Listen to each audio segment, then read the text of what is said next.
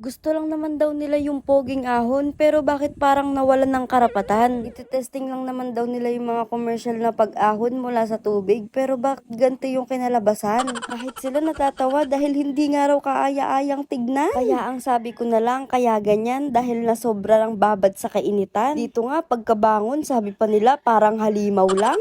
Oh, wag nyo nang pagtawanan. Manood ka na lang. Sa kapugiang taglay ng mga yan, hindi kami ong fam. Pero tara, samahan nyo kami maglakbay sa ilog dahil dun kami kakain. Kahit may kalayuan, mahalaga makaligo lang.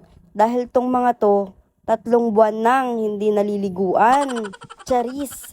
Pero kasi, tignan nyo naman. Yung ngiti nga ng mga yan, akala mo first time mag-ilog, pero araw-araw naman. Eto nga, nagkayayaan. Sa ilog daw kami mananghalian. Kaya ayan, hindi naman pinalampas. Agad-agaran nagsilakaran. Dito nga makikita nyo, talon-talon pa yan. Akala mo nga swimming pool yung pupuntahan. Ilog lang naman. Syempre, hindi ako magpapatalo. Dapat may exposure din ako. Aba, vlog ko to, no? Dito nga, nakapamulot pa kami ng mangga. Huwag kayong mag-alala. Nagpaalam kami dyan, no? Ang sarap kayang mamulot, lalo kung galing sa ulan. Dahil madaming nagsisilaglagan. Tignan nyo naman, mag-ilog ka lang. May libreng mangga ka na. San ka pa? Dito nga makikita nyo, may napulot pa ako. Ang sarap talagang mamuhay sa probinsya. Bago nga makababa ng ilog, mga busog na. Tingnan nyo yung dala-dalawa pa. Pero bago tayo makarating doon, struggle is real muna. Kasi grabe talaga yung dadaanan natin. Oh, gusto makita din siya. Tamang video muna. Dahil ito nga yung tatawiran natin. Nakikita nyo yan? Pero paglaking ilog ka, sanay ka sa ganto, saglit lang to. Tamang video muna sa sarili. Habang may patawid-tawid pa si ante. Focus yarn. Isang pagkakamali lang talaga. Laglag ka. Siyempre, hindi pa ito yun. Dun pa yun sa bandang dulo. Pero tingnan nyo naman, nakichismis pa yung isa dun. Nang makarating nga kami, may naliligo. Kita nyo naman, may pasway-sway pa. At aanhin naman natin yung napulot nating mangga kung hindi natin kakainin. Abay, tsibog na.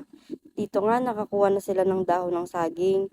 Dahil ito nga yung magsisilbing plato namin. Bago nga tayo magpakapagod maligo, abay magpakabusog muna tayo. Para pag uwi, gutom uli. Buti na lang hindi masyadong mainit. Nakisama pa rin si Haring Araw. Kainan muna habang may kasamang chismisan. Tamang pag-uusap lang sa mga buhay ng iba. Charis!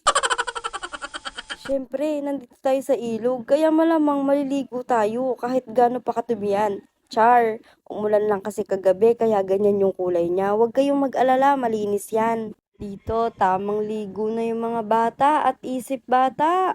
Tignan nyo naman, enjoy na enjoy pa yan.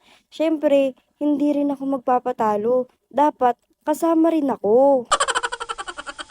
Paisi-isi lang tignan. Pero malalim yan. At eto na nga, yung mala-commercial daw nilang pag-ahon. Dapat daw makita. At malay nyo, baka ma-discover daw sila. Tignan nyo naman, may pawag-wag-wag-wag pa. Expectation versus reality pala. Akala mo commercial ng shampoo, no? Shampoo rurot pala.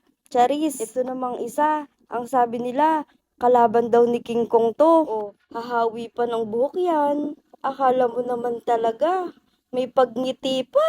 Sabay kagat labi nga yan. Tignan nyo naman. At dahil pagod na ang mga itik, uwian na. Siyempre, struggle is real na naman tayo para mabidyohan sila. Pero wala eh. Ginusto ko to. Panindigan ko to. So hanggang dito na lang. Dahil wala ng energy. Uwian na. Bye-bye! Salamat sa panonood!